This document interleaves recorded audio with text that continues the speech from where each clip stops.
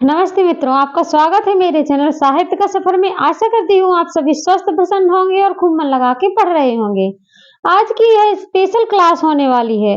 आज की यह क्लास आप लोगों के लिए स्पेशल होने वाली है, क्योंकि जहां से भी देखिए प्रश्न आपका क्यों क्यों छूट जाता है। आज मैंने इस चीज पर विचार किया है और इसी से संबंधित मैं आपके लिए ऐसे टॉपिक लेकर आई हूँ जो आपके लिए परीक्षा उपयोगी बहुत ही आवश्यक है। यहाँ से यदि ये टॉपिक आप कंप्लीट कर लेते हैं तो आपके कोई भी क्वेश्चन कहीं से निकलने वाले नहीं है।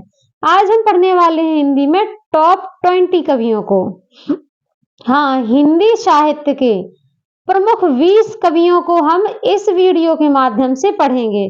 प्रतिदिन जितने हो सके मैं आपको उन कवियों के बारे में विस्तार से जानकारी देती जाऊंगी। उनकी प्रत्येक रचना को स्वयं उनके सन के अनुसार यहाँ पर पढ़ाया जाएगा, क्योंकि यदि मैं डीपली पढ़ाई कर रही हूँ तो मैं आपको भी डीपली ही करवाऊंगी। तो आज हमको सबसे पहले देखना है हिंदी साहित्य के जो महानुभाव हैं, हिंदी साहित्य का इतिहास लिखने वाले महानुभाव आचार्य रामचंद्र शुक्ल। सबसे पहले देखेंगे हम इस 20 कवियों के अंतर्गत पहले कवि आचार्य रामचंद्र शुक्ल। तो क्लास को जरा भी छोड़कर मत जाइएगा, स्किप मत करिएगा, क्योंकि यह क्लास आपके लिए बहुत ही इंपॉर्टेंट होने वाली है और इतनी डीपली आप लोगों के यूट्यूब पर अभी शायद ही किसी ने पढ़ाया हो। तो देखिएगा, पढ़ के देखिएगा। आपको यदि क्लास पसंद आती है, पढ़ाना समझाना पसंद आता है, तो आप क्लास को शेयर जरूर करें। आज देखते हैं हम सबसे पहले हिंदी साहित्य के टॉप 20 कवियों में से। कवियों को भी रखा है, कुछ लेखकों को भी रखा है। इनका संपूर्ण साहित्य परिचय देखना है हमको आज, क्योंकि प्रश्न हमेशा यहीं से निकल जाते हैं, हमको याद नहीं रहता और प्रश्न यहां से निकल जाते हैं। देखिए, सबसे पहले आचार्य रामचंद्र शुक्ल। इनका जन्म कब हुआ था? इनका जन्म होता है 4 अक्टूबर 1884 ईस्वी को। रामचंद्र शुक्ल हिंदी साहित्य में अपना प्रमुख स्थान रखने वाले कवि हैं। इनको वैसे तो प्रमुख आलोचक और निबंधकार के रूप में जाना जाता है, क्योंकि इनकी जितनी गहराई से आलोचना करने वाला अभी तक बहुत ही कम कवि प्राप्त हुए हैं। इनका कहना है कि कवि बनना तो आसान है, किंतु आलोचक बनना बहुत ही मुश्किल है। और ये हिंदी साहित्य के एकमात्र ऐसे व्यक्तित्व हैं जिन्होंने अपना योगदान निबंध के क्षेत्र में और आलोचना के क्षेत्र में अधिक दिया है। इनका जन्म होता है 1884 ईस्वी में, 4 अक्टूबर 1884। कहां पर होता है? उत्तर प्रदेश के जिला बस्ती के छोटे से गांव अगोना में होता है। तो आप ऐसे याद कर सकते हैं, अगोना, जिला बस्ती, उत्तर प्रदेश। इनका जन्म होता है और मृत्यु इनकी वाराणसी में होती है। तो ये हो गया इनके जन्म के संबंध में। अब हम देखते हैं इनका व्यवसाय क्या रहा।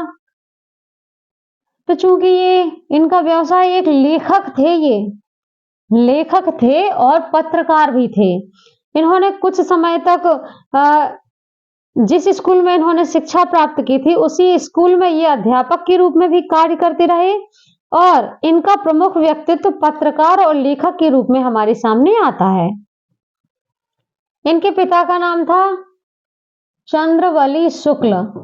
आचार्य शुक्ल के पिता का नाम क्या था? चंद्रवली शुक्ल। और माता का नाम था निवासी देवी। तो आप लोग याद रखिएगा। एक चीज जो हमको बहुत अच्छे से याद रखनी है कि शुक्ल जी की मृत्यु का कारण पूछ लिया गया था कई बार पेपरों में। शुक्ल जी की मृत्यु का कारण पेपरों में जब भी पूछे, यदि आपको पता नहीं है तो आपको लगाना है दिल के दौरे के कारण। कैसे हुई थी इनकी मृत्यु? इन्हें दिल का दौरा आया था। दिल का दौरा आप लोग लिख लीजिए, इन्हें दिल का दौरा आया था, उसकी वजह से इनकी मृत्यु हो गई थी। तो ये हो गया मृत्यु का कारण। आशा करती हूँ आप सभी बहुत अच्छे से समझ रहे होंगे और बहुत अच्छे से समझना भी चाहिए, क्योंकि जब हम गहराई से पढ़ेंगे तभी हम सक्सेस हो पाएंगे। आगे देखिए, इनकी प्रारंभिक शिक्षा कहाँ होती है? प्रारंभिक शिक्षा इनकी राठ जिला हमीरपुर से हुई थी। हमीरपुर, प्रारंभिक शिक्षा इनकी हमीरपुर में हुई थी, राठ जिला में। जिला के अंतर्गत हमीरपुर जो आता है वहां पर इनकी प्रारंभिक शिक्षा होती है। जब ये 9 साल के ही थे, आचार्य रामचंद्र शुक्ल जब 9 साल के ही थे तब इनकी माता का देहांत हो जाता है और ये इनके पिताजी जो होते हैं चंद्रवली शुक्ल, इन्होंने दूसरी शादी कर ली थी। तो कहीं ना कहीं ये दूसरी माँ की क्या कहते हैं कि प्रभाव के कारण कहीं ना कहीं बहुत ही प्रभावित हो चुके थे। अंतर मन से इनका जो पढ़ाई का मन था वहां से हटकर और साहित्य की ओर चला गया था। इनके पिता चाहते थे कि ये उर्दू और अंग्रेजी की तरफ अपना झुकाव करें। वकालत के क्षेत्र में इनके पिता इन्हें ले जाना चाहते थे, लेकिन इनकी रुचि साहित्य के क्षेत्र में थी और ये छुप छुप कर हिंदी पढ़ा करते थे। तो ये थोड़ी सी जानकारी इनके बारे में। अब देखते हैं 1898 में मिडिल स्कूल की परीक्षा पास की थी। आचार्य रामचंद्र शुक्ल जी ने 1898 में मिडिल स्कूल की परीक्षा पास की थी। इनका झुकाव किन किन भाषाओं की ओर था? क्योंकि इनके पिता तो चाहते थे उर्दू और अंग्रेजी की तरफ इनका झुकाव करना, लेकिन और ये गणित में बहुत ही कमजोर थे तो इनका झुकाव गणित की तरफ तो हो नहीं सकता, लेकिन संस्कृत, अंग्रेजी और हिंदी, इन तीनों भाषाओं का इन्हें विशद ज्ञान था। तीन भाषाओं का विशद ज्ञान रखने वाले कवि हैं ये, लेखक हैं ये। देखिए कोई तो एक भाषा याद नहीं कर पाता, ये तीन भाषाओं का विशद पूरा विस्तार से ज्ञान रखते थे। आगे देखते हैं शुक्ल जी का साहित्य लेखन करने का जो मार्ग है वह कहां से प्रशस्त हुआ।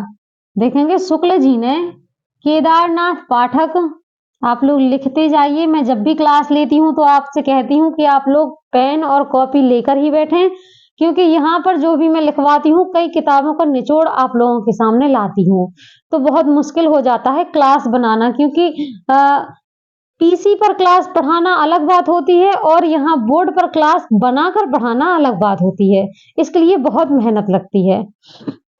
तो जो भी इंपॉर्टेंट फैक्ट्स हैं वो आप लोग लिखते जाइए। शुक्ल जी केदारनाथ पाठक और बद्रीनारायण चौधरी के संपर्क में अध्ययन और अध्यावसन पर बल देते हैं। किसके संपर्क में? यदि प्रश्न आता है कि किसके संपर्क में इनकी साहित्यिक शुरुआत होती है तो केदारनाथ पाठक और बद्री नारायण चौधरी के संपर्क में आने पर ही इन्होंने अध्ययन और अध्यावसन पर बल दिया था। ठीक है, और आगे देखते हैं 1937 में बनारस हिंदी विश्वविद्यालय के, सन याद रखिएगा आप लोग क्योंकि सन कई बार पेपरों में पूछ ली जाती है। 1937 में बनारस हिंदी विश्वविद्यालय के हिंदी विभाग अध्यक्ष नियुक्त हुए थे। हिंदी विश्वविद्यालय के हिंदी विभाग के अध्यक्ष नियुक्त हुए थे क्योंकि इनकी हिंदी के प्रति बहुत ही रुचि थी। तो इनकी रुचि को देखते हुए हिंदी विश्वविद्यालय के जो अध्यक्ष वहां पर थे उन्होंने इनको आमंत्रित किया था और वहां का हिंदी विभाग का अध्यक्ष नियुक्त कर दिया था। और इसी पद पर रहते हुए 1941 में दिल के दौरे से इनकी सांसें थम जाती हैं और इतने बड़े साहित्यकार का वहां पर निधन हो जाता है। तो ये रहा इनका थोड़ा सा परिचय, क्योंकि यहाँ से प्रश्न बनते हैं इसलिए इतना परिचय पढ़ाना बहुत जरूरी था। अब आगे देखते हैं हम इनकी प्रमुख रचनाएं। इनकी हिंदी साहित्य को प्रमुख देन किस प्रकार से है, तो सबसे पहले देखेंगे हम संपादित कृतियां। शुक्ल जी की संपादित कृतियां, इन्होंने जिनका संपादन स्वयं ही किया था वह कृतियां देखेंगे यहाँ पर। जायसी ग्रंथावली 1925 में, भ्रमर गीत सार 1926 में। यहाँ पर लिखी है इनकी संपादित कृतियां और इस साइड में लिख दी है इनकी मौलिक रचना, जो कविताएं इन्होंने लिखी हैं वह। तो संपादित कृतियों के अंतर्गत आता है ये आप लोग बहुत अच्छे से, जो भी यहाँ पर मैंने एक एक लाइन लिखी है ना वह आप लोगों के लिए बहुत ही जरूरी है। एक एक शब्द को मैंने यहाँ पर चुन चुन के रखा है। जायसी ग्रंथावली 1925 में प्रकाशित होती है और भ्रमर गीत सार 1926 में। अगला देखते हैं रचना इनकी कृति कौन सी है, गोस्वामी तुलसीदास। अगली वीर सिंह देवचरित, ये इनकी रचनाएं हैं, मोस्ट है ये, 2 से 3 बार पेपर में आ चुकी है। भारतेंदु संग्रह, हिंदी शब्द सागर, तो ये 1 2 3 4 5 6 हो गई हैं इनकी संपादित कृतियां। अब हमको देखना है इनकी मौलिक रचनाएं या कविताएं। इनकी स्वयं की मौलिक कविताएं कौन कौन सी हैं? जायसी, जायसी इन्होंने कविता के रूप में लिखा है। तुलसी, सूरदास, रसमीमांसा इनका निबंध है।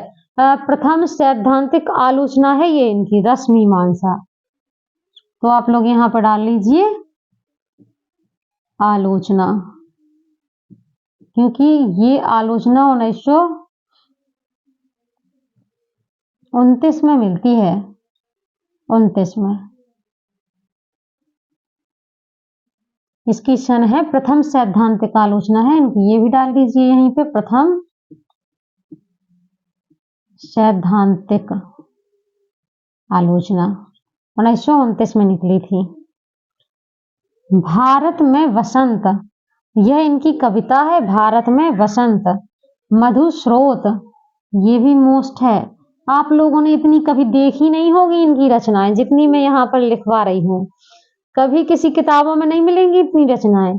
इसलिए कहती हूँ मित्रों, आप लोग जब भी मेरे साथ पढ़ें तो उन जो भी मैं पढ़ाती हूँ ना, आप लोग एक बार उसको नोट करते जाएं, कहीं ना कहीं ये भविष्य के लिए आपके लिए बहुत उपयोगी है। मनोहर छटा, क्योंकि जब मैंने ये पहली बार पढ़ी थी रचनाएं तो मुझे भी बहुत मुश्किल से मैं इनको जुटा पाई हूँ। मैं कंफ्यूज हो जाती थी कि ये भी शुक्ल जी ने लिखी है, ये भी लिखी है। साहित्य को समझना इतना आसान नहीं है, इसलिए एक एक बिंदु उसका समझना बहुत मुश्किल है। मधुस्रोत तो जैसे कि कई बार 10वीं और 12वीं की क्लास में भी पूछा गया है। आगे देखते हैं हम इनका अब निबंध संग्रह, आप लोग ये लिख लीजिए, ये रहे इनके संपादित कृतियां इतनी, ये संपादित कृतियां, और ये इतनी है इनकी मौलिक कृतियां। इसमें से आप चाहें तो रसमीमांसा बस को अलग कर दें, क्योंकि ये कंफ्यूजन में है। ये प्रथम सैद्धांतिक आलोचना भी इनकी मानी जाती है। अब देखेंगे हम इनके शुक्ल जी के निबंध संग्रह, क्योंकि शुक्ल का प्रमुख शुक्ल जी जो है निबंध के लिए प्रमुख रूप से जाने जाते हैं। इनकी प्रथम रचना जो है वह है इनकी रसमीमांसा। अब निबंधों में देखेंगे हम, इन्होंने 4 निबंध लिखे हैं। पहले देखना है चिंतामणि। सबसे पहले, क्योंकि इनके पढ़ना थोड़ा सा मुश्किल हो जाता है, सब लोग कंफ्यूज होते हैं कि इनको कैसे पढ़ें कैसे याद करें, तो आपको इनके निबंधों को 4 भागों में बांट लेना है। सबसे पहले देखेंगे निबंधों को 4 भागों में बांट लेंगे। भाग कौन से? चिंतामणि भाग 1। ये आसान हो जाता है कि चिंतामणि नाम से ही इनके 4 भाग किए गए हैं। अब इनको समझना है कि कब कब कौन सा भाग प्रकाशित हुआ। देखते हैं। चिंतामणि भाग 1 1939 ईस्वी में, चिंतामणि भाग 1 1939 ईस्वी में प्रकाशित होता है और इसमें 17 निबंधों का संग्रह किया गया है। वह भी हम आगे पढ़ेंगे। क्लास को जरा भी स्किप मत करिएगा, क्योंकि बहुत ही महत्वपूर्ण जानकारी आपके लिए यहाँ पर इकट्ठी की गई है। आगे देखेंगे चिंतामणि भाग 2, ये हो गया भाग 1 और ये है भाग 2। भाग 2 कब प्रकाशित हुआ था? 1945 में। जगह कंजेस्टेड रहती है यहाँ पर, इसलिए मुझे थोड़ी थोड़ी सी जगह में सब कुछ एडजस्ट करना पड़ता। और चिंतामणि भाग 3, इसका प्रकाश संपादन किया था नामवर सिंह ने। चिंतामणि भाग 3 का संपादन नामवर सिंह ने किया था। और चिंतामणि भाग 4 भी आता है, तो उसका संपादन किसने किया था? यहाँ पर लिख लें आप लोग, भाग 4 इसका किया था कुसुम चतुर्वेदी।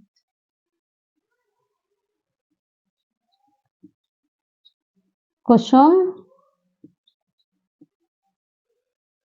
चतुर्वेदी इन्होंने क्या रखा था इसके अंतर्गत? इसमें रखा गया था भाग 4 में कि शुक्ल जी ने जो पुस्तकें लिखी हैं, जो संगोष्ठियां की हैं और जो उद्भाषण दिए हैं, उन सब का संकलन भाग 4 में रखा गया था। तो इस प्रकार से हमने देखा चिंतामणि 1 1939 में, चिंतामणि 2 1945 में और चिंतामणि 3 नामवर सिंह के द्वारा संपादित किया गया था और चिंतामणि 4 कुसुम चतुर्वेदी के द्वारा संपादित किया गया था। अब हमको देखना है कि चिंतामणि भाग 1 में जो मैंने आपको बताए हैं कि कुल 17 निबंधों को रखा गया है। तो वह 17 निबंध कौन से हैं, क्योंकि प्रश्न हमेशा यहीं से आता है।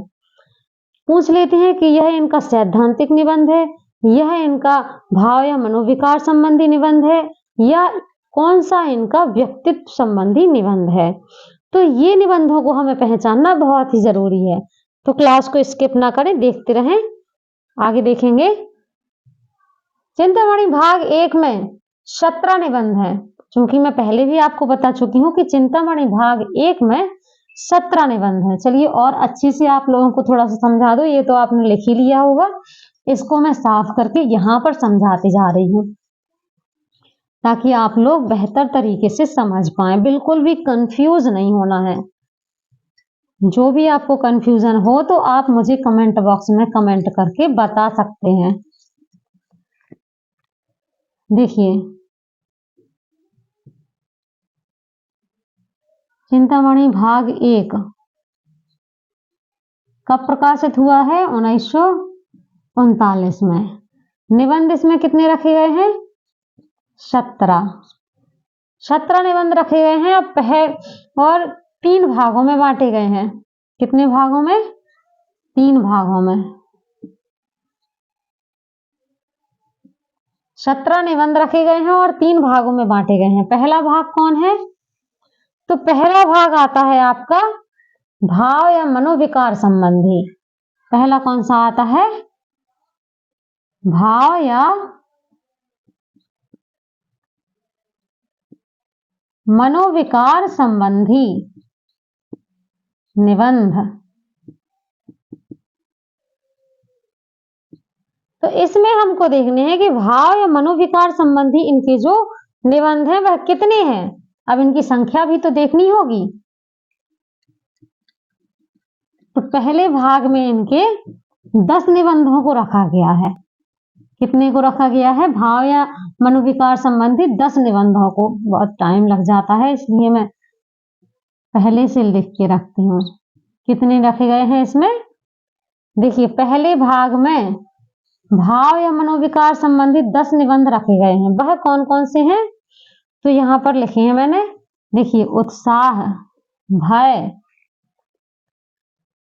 ईर्ष्या, श्रद्धा, भक्ति, करुणा, लज्जा और ग्लानि, लोभ और प्रीति, घृणा, क्रोध। यहाँ पर मेरा नाम भी आ जाता है। तो देखिए गिनते हैं, यहाँ पर काउंट करते हैं। उत्साह 1, भय 2, 3, 4, 5, 6, 7, 8, 9, 10 हो जाते हैं आपके। तो इस प्रकार से ये 10 निबंध हो जाते हैं। अब हमको देखना है इसी का भाग 2। चिंतामणि जो भाग 1 है उसके अंदर के भाग में बता रही हूँ 3 किए गए हैं। उसमें भाग 3 किए गए हैं ना। तो पहले में रखे गए हैं 17 निबंधों को। कुल 17 निबंध हैं, ठीक है। और भाग पहले में आते हैं 10 निबंध और भाग दूसरा कौन सा है? तो वह है आपका भाग सैद्धांतिक समीक्षा। अब हमको पढ़नी है सैद्धांतिक। देखिएगा,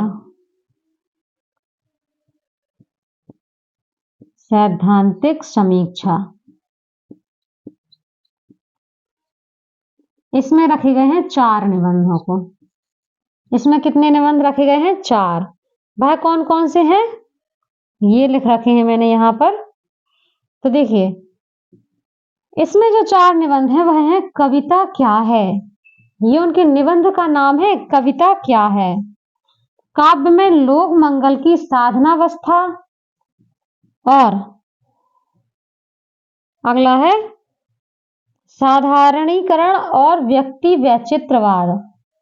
पहला है कविता क्या है, दूसरा है काव्य में लोक मंगल की साधनावस्था, तीसरा है साधारणीकरण और व्यक्ति वैचित्रवाद, और चौथा है रसात्मक बोध के विविध स्वरूप। तो इस प्रकार से इसमें आ जाते हैं आपके भाग 2 के अंतर्गत 4 निबंध। तो कितने हो गए, 17, 10 वो हो गए हैं भाव और मनोविकार संबंधी, और 4 हो जाते हैं सैद्धांतिक। अब कितने रह गए हैं, अब 3 और रह गए हैं। इन 3 निबंधों को अभी हमें और देखना है। तो अब हम देखते हैं यहाँ पर भाग 3 में, इसलिए मैंने आ व शा इस प्रकार से यहाँ पर नाम दे दिया है।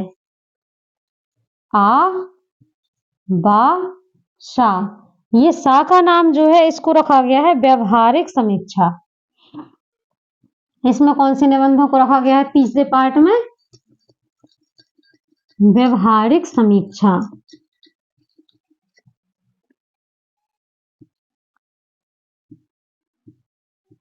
व्यवहारिक समीक्षा, इसमें आते हैं 3 निबंध। कौन कौन से, उन निबंधों को भी हम देखेंगे। पहला तो है इसमें भारतेंदु हरिश्चंद्र, निबंध का नाम है ये भारतेंदु हरिश्चंद्र। दूसरा है तुलसी का भक्ति मार्ग, निबंध का ही नाम है तुलसी का भक्ति मार्ग। और तीसरा है मानस की कर्म भूमि। इस प्रकार से कुल 17 निबंध भाग 1 चिंतामणि के हो जाते हैं। आशा करती हूँ आपको यह भाग बहुत अच्छे से समझ में आए होंगे। आप सभी इतने निबंधों को लिख लीजिए, क्योंकि यहाँ से प्रश्न ऐसे पूछे जाते हैं, वो आपको निबंध का नाम दे देगा और पूछेगा यह चिंतामणि के भाग किसके अंतर्गत आता है, भाग 1, 2, 3 या 4, पूरे आपको ऑब्जेक्ट दे देगा। इस प्रकार से आप लोगों के लिए कंफ्यूजन हो जाती है, तो कंफ्यूज बिल्कुल नहीं होना है। जो भी निबंध आपको यदि इन 17 निबंधों में से देता है तो आपको भाग 1 ही रखना है, और उसके अंतर्गत और भी डीपली यदि पूछे तो आपको कैसे पूछेगा कि ये जो 10 और 4 और 3 मैंने बताए हैं, तो इस प्रकार से इनके अंतर्गत निबंध दे देगा और पूछेगा कि चिंतामणि भाग 1 के अंतर्गत भाव या मनोविकार संबंधी निबंध कौन है, सैद्धांतिक समीक्षा कौन है, या फिर व्यवहारिक समीक्षा कौन है। तो आप लोगों को बिल्कुल भी कंफ्यूज नहीं होना है, और अच्छे से ये 17 निबंध आपको याद कर लेनी है। यदि ये आपने याद कर लिए तो पेपर में आपका कहीं से भी प्रश्न नहीं छूटेगा। ये तो हुई भाग 1 की बात। चूंकि बड़े व्यक्तित्व हैं तो उनको पढ़ने में थोड़ा समय तो लगेगा। अब हमको देखना है चिंतामणि भाग 2 के अंतर्गत कितने निबंध आते हैं, तो जल्दी से देखते हैं। देखिए चिंतामणि भाग 1 हो गया पूरा। अब देखते हैं चिंतामणि भाग 2। इसका प्रकाशन हुआ था 1945 में, जो कि मैंने यहाँ पर लिखवाया था। कहाँ है, ये है 1945 में। इसमें निबंध किस प्रकार के मिलते हैं, इसमें निबंध किस प्रकार के मिलते हैं, तो इसमें निबंध मिलते हैं सभी, इसमें जितने भी निबंध हैं वह हैं आपके समीक्षात्मक। कौन कौन से, समीक्षात्मक निबंध। पहला देखते हैं काव्य में प्रकृति दृश्य। यदि ये दे दिया और उन्होंने पूछ दिया कि यह निबंध शुक्ल जी के कहाँ से लिया गया है, तो आपको बताना है चिंतामणि भाग 2 से लिया गया है। अगला देखते हैं काव्य में रहस्यवाद। अगला काव्य में अभिव्यंजनावाद। तो इस प्रकार से भाग 2 के अंतर्गत 3 ही निबंध आते हैं। तो भाग 2 पढ़ना आसान हो जाता है थोड़ा सा, पता नहीं क्या हो गया था। आगे देखते हैं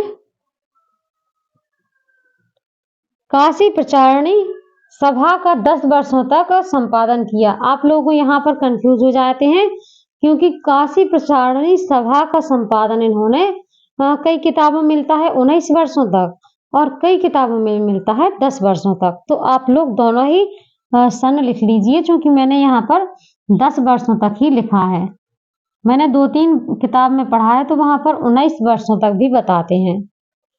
इन्होंने काशी प्रचारणी सभा का संपादन कब तक किया था? तो आपको तो 10 वर्षों तक ही याद रखना है। आगे देखते हैं कि इनकी भाषा और किस प्रकार की रही। इन्होंने साहित्य में किस भाषा का प्रयोग किया है और किस लिए? तो शुक्ल जी ने ब्रज और खड़ी बोली में फुटकल कविताएं लिखी हैं। यदि प्रश्न आता है कि शुक्ल जी ने किस भाषा में फुटकल कविताएं लिखी हैं, तो आपको बताना है ब्रज और खड़ी बोली में शुक्ल जी ने फुटकल कविताएं लिखी हैं। जो भी मित्र मेरे इस चैनल पर नए हैं, मैं उन सभी से कहना चाहती हूँ कि आपको यदि प्रतिदिन ये क्लासेस पढ़ना चाहते हैं आप लोग, तो बने रहिएगा साहित्य का सफर चैनल के साथ में, क्योंकि यहाँ पर मेरे द्वारा यूजीसी नेट की तैयारी की जा रही है। तो मैं यहाँ पर आपको जो भी टॉपिक्स पढ़ाऊंगी वह आपके लिए बहुत ही उपयोगी है और इतनी डीपली मैं आपको पढ़ाऊंगी कि कोई अपने कोर्स में भी इतनी डीपली शायद नहीं पढ़ा पाया हो। यूट्यूब पर तो नहीं मिल ही नहीं पाएगा। आप आगे देखते हैं। शुक्ल जी ने अपनी निबंध यात्रा को क्या कहा है? ये बहुत ही मोस्ट प्रश्न है, आप लोग मोस्ट लगा लीजिए। शुक्ल जी ने अपनी निबंध यात्रा को बुद्धि की यात्रा हृदय के साथ कहा है। उन्होंने कहा है कि मेरी निबंध यात्रा बुद्धि के साथ हृदय, बुद्धि की यात्रा हृदय के साथ। क्या कहा है? बुद्धि की यात्रा हृदय के साथ। आगे देखते हैं इनका कुछ मेन फैक्ट। भाग 1 व भाग 2 चिंतामणि भाग 1 व भाग 2 के निबंध पहले किस नाम से प्रकाशित हुए थे? बहुत ही महत्वपूर्ण प्रश्न है। यह है विचार वीथी नाम से 1930 में, कहीं कहीं 29 भी मिल जाता है, प्रकाशित हुए थे। तो ये हुए इनके प्रमुख तथ्य। अब हम इनके बारे में थोड़ी और जानकारी देखेंगे। बोर्ड को साफ करने में थोड़ा ज्यादा ही समय लग जाता है। इतने समय में तो थोड़ा यदि और लिख लूं मैं तो आप लोगों का और ज्यादा हो जाया करे। चलिए इतने ही बोर्ड में मैं जल्दी से काम चला लेती हूँ, नहीं तो फिर क्लास बहुत लंबी हो जाती है। देखिए शुक्ल जी ने कुछ अपने द्वारा तथ्य लिखे हैं, जैसे कि छायावाद का इन्होंने प्रतिनिधि कवि किसको माना है? छायावाद का प्रतिनिधि कवि शुक्ल जी ने किसको माना है? यदि प्रश्न आता है तो आपको लगाना है सूर्यकांत त्रिपाठी, सुमित्रानंदन पंत। छायावाद का प्रतिनिधि कवि शुक्ल जी ने पंत को माना है। अगला देखते हैं। जीवनोत्सव का कवि, जीवनोत्सव का कवि शुक्ल जी ने जीवनोत्सव का कवि किसे माना है? तो वह माना है इन्होंने सूरदास को, सूरदास जी को। तो इस प्रकार से हो गया है ये शुक्ल जी का। आशा करती हूँ आप सभी को आज का ये शुक्ल जी का परिचय बहुत अच्छे से समझ में आया होगा।